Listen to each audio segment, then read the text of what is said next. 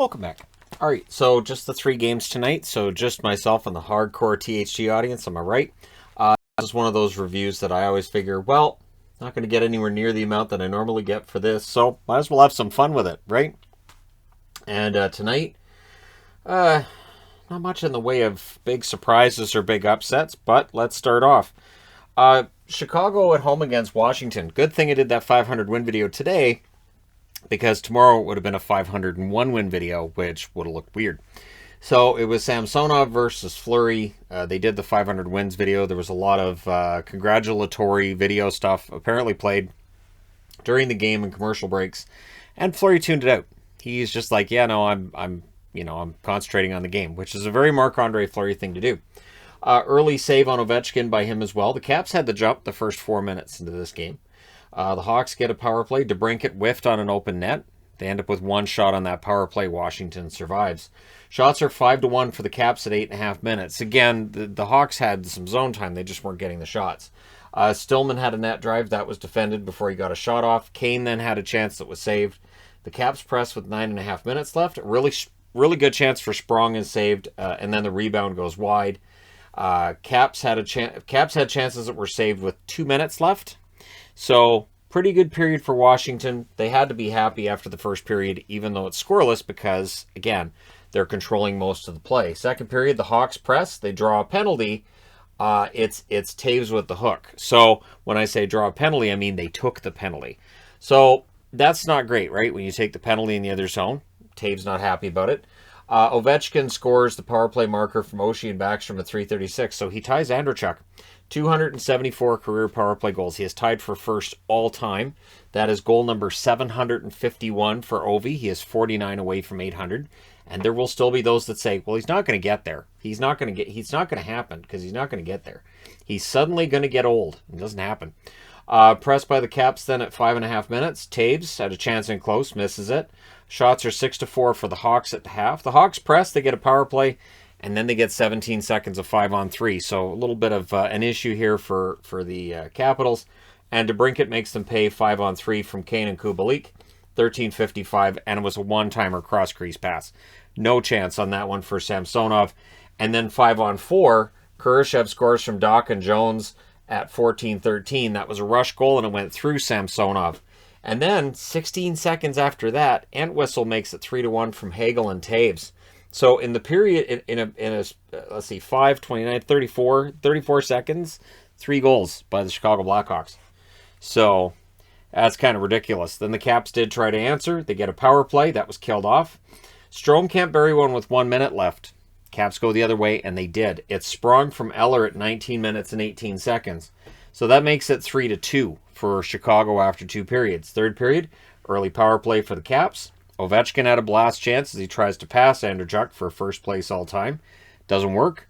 And that power play is killed off. The shots are 3-0 for the Caps at 4 minutes. They look like they were playing really well. Then there's a power play for the Hawks. That was a no. Oshie has a rush chance. Seth Jones defended on that. Taves can't bury one on a rush chance. And then Eller does the other way. As he falls down, it was a very Ovechkin-like goal there from Oshie and Sherry at 11:57. And again, it's as he falls down, he puts the puck up. And it's one of those ones, too, that you can see after Fleury's kind of like, I should have had that. Fleury has a body language when he allows a goal that he feels like he should have saved. It's pretty pronounced. Nice three-way passing. Would change things because there was a power play for the Hawks with 6:18 left, and on a three-way pass to Brinkett, he gets a goal to make it 5-4, or 4-3, I should say, for the Hawks, from Hagel and Strome at 15 minutes. The goaltender gets pulled, the Caps press in the final minutes, and with 3 seconds left, Connor Sherry scores from Ovechkin at 19:57, and everyone agreed it was a good goal. Actually, it's reviewed, and the question was, did he have possession? Because he precedes the puck into the zone, and yeah, to me, he had possession, but Hawks fans immediately talking about how there was a goal that was called back that was Taves' first goal of the year, and it looked very much the same. I'm not gonna weigh in on that. I'm just gonna tell you that I understand. When I saw the replay, I thought, yeah, they'll probably call that as a goal. I think the whole control thing, it reminds me of the NFL, how the whole does he have control of it on his way out?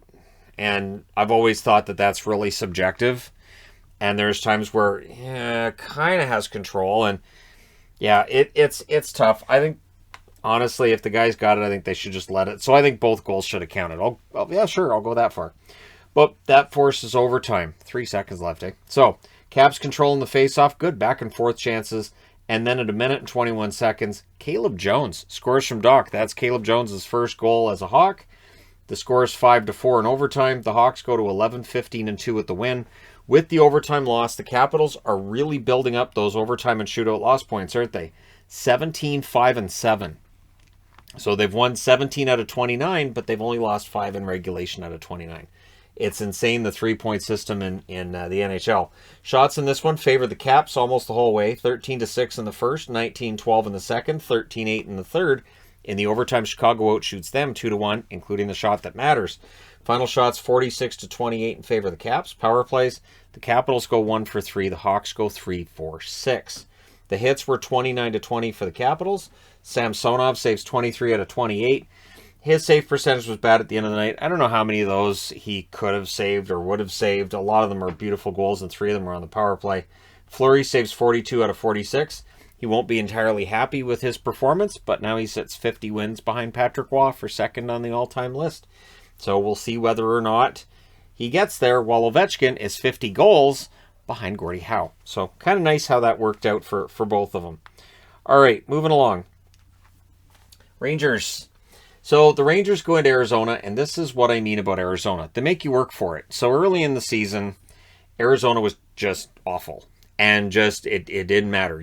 They were no threat at all. Every game for Arizona was just, all right, just make it end already.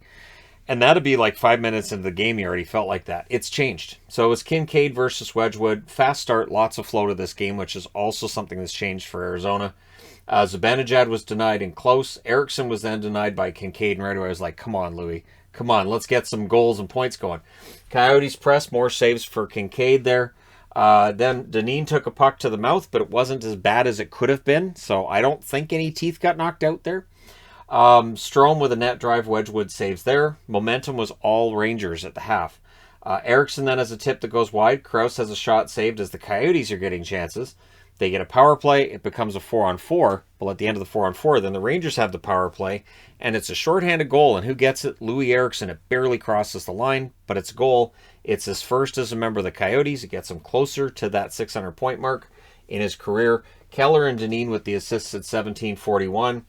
And then after the penalty kill ends, Eriksson almost gets another. So, good night for Eriksson. Second period, early press by the Coyotes as they were looking for a 2-0 lead. Roussel at a net drive. He misses wide. Rangers press, but nothing in close for them. They're being kept to the outside at this stage of the game. There's a crossbar from Galchenyuk. Keller fires a rush chance high. Roussel and Trouba were unfriendly. Jacob Trouba at this point, he's going to get a lot of pushback from teams because they've seen the hits he's been throwing, and they just want to make sure they let him know, hey, don't do that here. Don't do that with us. Not a lot of rushes for the Rangers, but then they get one and they score. Kakko scores from Zibanejad and Kreider at 10:40. And up until this point, the Rangers had been held off when it came to those fast chances, and it shows how lethal they could be. And the momentum definitely shifted there. So Trouba has a blast saved as the Rangers push. The Coyotes did get some pressure with 6.5 minutes left. Lafreniere then can't bury one at the Arizona net. Rangers were controlling since the goal. And then with 0.2 seconds left in the period, it's a power play for the Coyotes. Third period, it didn't look as much like a power play as it should have, and yet those power plays that straddle periods or you start a period with the full 2 minutes, they don't usually have a lot of success. Keller had a net drive that was stopped. The Rangers did kill it off. Rangers had some opportunities on that too. Near miss by Strowman, the Coyotes press. Teams taking turns with some good pressure, and again, it's a 1-1 game. It's a pretty solid game. Glove save on Keandre Miller, it's held onto, and then Keller with an absolutely beautiful goal. He scores from Schmaltz and O'Brien at 8:47. He just deked right around Kincaid, made it look easy. And Keller had been all around the net the whole game. So a goal and an assist for him, absolutely one of the best players in the game. In this game, not in like the entire league or anything. I like Keller, but, we'll say that one of the best players in this game. Ghost then had a shot that was saved as the Coyotes, with a lead, are looking for the insurance goal. Near miss for Schmaltz. The Rangers would ice the puck, and you're saying, all right, here we go. The Arizona Coyotes have the chances. However, the Rangers get a power play, and they score on it. It's Zibanejad from Fox and Kreider at 14-14. And then with 2:59 left, the Coyotes are caught with too many men on the ice. Just a big dope kind of moment, right? So that's a Rangers power play. They call a timeout before it starts, and they score on it. It's Kakko with his second of the night and his fifth of the season from Kreider and Strome at 17:52. So Chris Kreider, 3 assists for him tonight, and excellent game overall. So the Arizona Coyotes then are left pulling the goaltender with 1:15 left, and that just wasn't going to happen. The Rangers weren't letting this one slip away. They go to 19-7-3 with a much-needed victory. Arizona drops to 5-21-2. But again, they're competing. The hard work is there. So if you watch this, you saw the work ethic's really good for Arizona. They just don't have the top-end talent. Shots 13-9 in favor of Arizona in the first, 15-8 Rangers in the second, and then 10-6 Arizona in the third. Final shots 31-30 for Arizona. Power plays 2 for 3 for the Rangers, 0 for 2 for Arizona. Hits 29-27 for the Coyotes. Kincaid saves 29 out of 31. Every now and then he comes out and he gets a win and he looks good, right? Wedgwood, 27 saves on 30 shots at the other end. Both goalies played well. The Rangers, again, get that much-needed victory. And it's the penalty kill that let down the Arizona Coyotes tonight, or they would have stole this. I really believe they would have stole it. All right, last game of the night. Seattle in against Anaheim. And, of course, if the outbreaks continue the way they are, every night we'll have maybe 3 games. Maybe 2, maybe 1, right? That could honestly be kind of fun and, of course, frustrating at the same time. So this game starts out as Grubauer versus Stolarz. Now, I haven't heard a report on Grubauer, but his head hit the post. He was kind of run, and so he didn't finish the game. And we'll see whether or not he's hurt beyond this game, or if it was just an abundance of caution thing, right?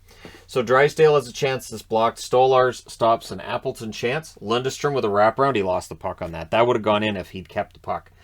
Giordano was denied. Seattle press. And then the puck goes the other way. It's a rush chance. It's Zegras from Milano and Shattenkirk at 10:04. Grubauer was wiped out by his own defenseman on that one. I think it was Alexiak that crashed it. It's just, he's wiped out by his own defenseman. Seattle then gets a power play, and it's a shorthanded marker. It's Derek Grant at 15:25. So 2 rather rough chances end up in the net. Anaheim's up 2-0. And that one went in under the pad. So it's one of those ones that, Grubauer probably should have had it. Seattle was getting zone time, but they needed shots. So getting that offensive zone time is great, but actual scoring chances were hard to find. I think they had 2 in the first period, and I believe Anaheim had 6 in the first period. So second period, early power play for the Ducks, and they score on it. It's Troy Terry who stays relatively hot, right? From Steele and Silverberg at 1:52. Shattenkirk then has a shot saved, as now that the Ducks are up 3-0, they really want to pile on. Ducks were controlling the game. Seattle gets a few chances. No goals, of course. Carrick, guilty of goalie interference. Schwartz roughed up Carrick, so we end up with a 4-on-4 out of that. Seattle would then get a power play after that was done, and Donato scores on it from Aberle and Dunn at 14:26. So it's 3-1. Seattle making a game of it. Zegras then had a rush chance that's defended. Terry was denied on a good pass from Zegras. And momentum had definitely shifted to Seattle a bit. And so Zegras considers the Michigan. And you can see it. You can tell when he's out there, and you can tell when he's going, I think I need to do that. I need to do something really creative here. About once a game, you'll see that with Zegras. At some point, he'll get the Michigan goal. And as I stated on Twitter, that's when I'll be able to hear John Tortorella yelling from my house. I feel like when he's hot dogging, that he wants to create his own brand new goal and call it the Tortorella. That's my expectation. Zegras will do something crazy with the puck. It'll bounce off of something and like off this stanchion and that stanchion, and then off the head of this player, and then off the goalie's shoulder and in, and he'll say, that's the Tortorella. That's what I'm expecting. And then there was a crossbar for Raquel. So the Ducks had some opportunities late in that period, and they're ahead 3-1 after 2. Third period, early power play for Seattle, but a really strong penalty kill by the Ducks. Donato has a shot that's saved. That's the only shot of the power play, and it was right near the end of it. So good kill there by the Ducks. Drysdale with a centering pass misses out. The Ducks get a power play. Zegras has a chance to deflect wide. That was killed off. But then Sam Carrick scores from Benoit and Robinson at 8:19. Seattle gets a power play after that. Schwartz Should have shot on that, but you can see there's a confidence issue there because he passed instead of shooting. It's killed off. Close call then for Sam Carrick in at the net. Things get scrappy with 3:51 left, which we could see coming after Grubauer was out of this game because Seattle's kind of ticked off. And there were hits as well. Delorier with a big hit. Just a lot of Seattle players seem to get shaken up in this game by the Ducks. Chirpy benches as the game closes out. So this Ducks team now with a 4-1 win, they go to 17-9-5. This is their best start since I believe they said 2014-2015. Seattle drops to 10-16-3 with the loss. This Ducks team reminds me somewhat of that team in 2014-2015. Heavy hitting, capable of injuring players, and still that creative offensive flow and entertaining to watch at the same time. If the Ducks keep playing like this, they're definitely not going to be making friends, but they should win their share of games. The shots in this one were 12-6 Anaheim in the first, 9-6 Seattle in the second, 6-5 Anaheim in the third. Final shots 24-20 for Anaheim. And it is possible, too, that Seattle was tired and gave it their all last night against San Jose. That's possible. Power plays 1-for-4 for Seattle, 1-for-2 for Anaheim. The hits were 25-22 for Anaheim. Grubauer saves 15 out of 18. He did not start the third period. Drieger did. Drieger plays saved 5 out of 6 in relief. So again, there's the possibility of a concussion for Grubauer. Haven't heard anything stating that there is. We'll see in a News of the Day video soon whether or not there is. Stolarz saves 19 out of 20. That's 6 wins in a row for Anthony Stolarz. Surprising that Stolarz has 6 wins in a row, but I like it. Last year he played very well in relief, and so when Ryan Miller retired, it was obvious Stolarz was going to be the backup, which gives Dostal some time in the minors to really develop. And Lucas Dostal is that goalie of the future for the Anaheim Ducks. So there you go. You guys are all caught up on the games that took place tonight. As you can see, when there's only 3 games on, you get more notes. You end up getting more time per game in the video. Tomorrow night, there's supposed to be more games than 3, but we'll see what the COVID numbers look like tomorrow. We may get 3 games again. Maybe they'll just postpone everything. And then, we can all hang out and chat and have fun. I'm glad that we're able to still have this and do this, and it's a lot of fun knowing you guys watch this. So to the hardcore THG audience who's watching it, and again, there's no Canadian teams, so I know views are going to be lower. None of these teams are huge draws view-wise anyway, so I expect it's just me and an intimate group for this, for what might be the lowest watched review video, I'll say, for this week. But again, we'll see, right? Thank you guys, though, for all your support. Hit like and subscribe if you haven't already. And hey, thank you guys so much for watching. I'll talk to you again soon.